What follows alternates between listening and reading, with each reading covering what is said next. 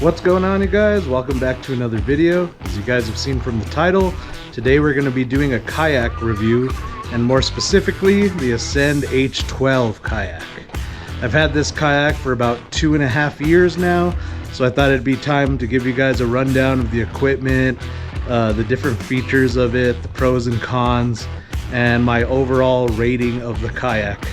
So yeah, let's go check it out. Alright, you guys, so the first thing we're going to take a look at is the front end over here. This kayak is 12 feet long, and we got 2 of these handles that come with the kayak. Sometimes these screws can loosen. That's one thing that I've found with this kayak. You got to kind of keep tightening these screws as best as you can, and they're kind of drilled into the kayak itself. So we're going to take a look here at the front compartment of the kayak.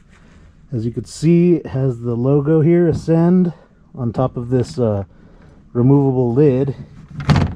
It's tied down with these straps here, and you can take the lid off, and you can see inside there's a compartment. You could store stuff in there. I recommend putting this lid back on when you're in the kayak rowing around, because the water can come in from the front and you don't want that to happen. Okay, so that's the front compartment. Alright, the next thing we're going to take a look at is these adjustable foot pegs inside the kayak.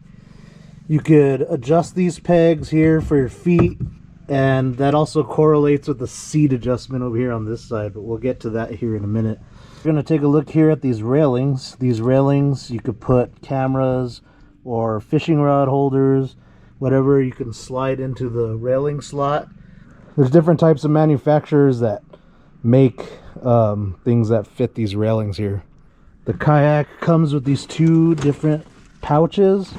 You could store knives and different baits and stuff if you want. I put water in there, sometimes lunch or snacks or whatever.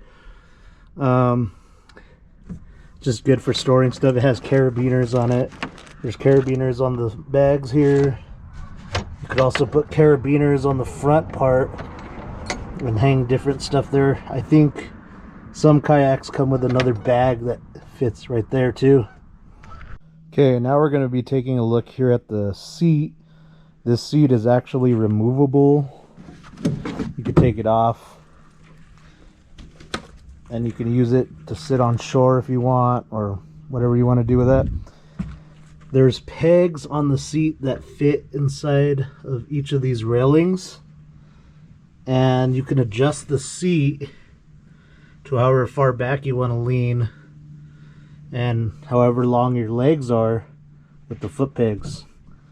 So you could adjust that however you want to. I preferably like to put the seat all the way back here. Just more comfortable for me. This seat is actually really comfortable. I don't have any complaints about this seat. I've been able to fish all day long in this thing without having to get out or anything, unless, you know, you have to use the bathroom or whatever. Alright, now we're going to take a look here at the built-in rod holders. It has 2 built-in fishing rod holders here, one on the left, one on the right, and it has this little clip on it in case you want to tie a rod leash to your rod, and so if the rod falls out of the kayak you won't lose it. So you got that. Next up, we have this back compartment.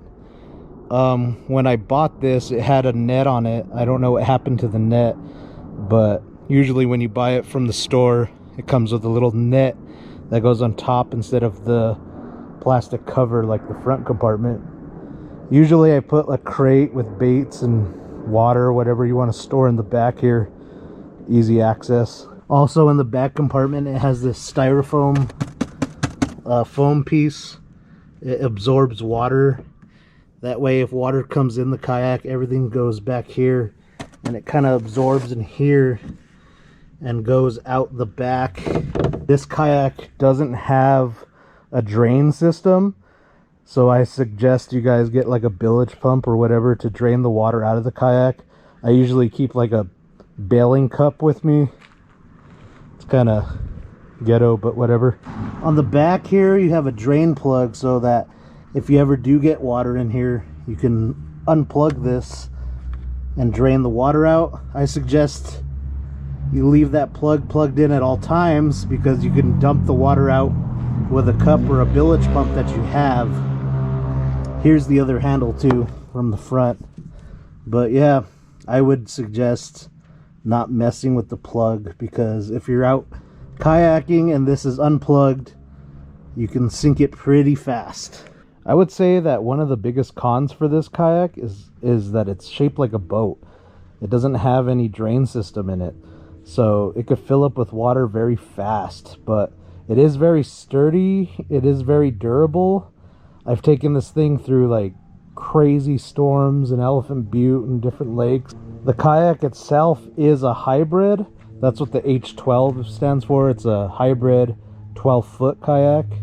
What that means is it's part sit on top and part sit inside, I guess is what you would call it. I have no idea what that's called, but a sit-in kayak and a sit on top kayak.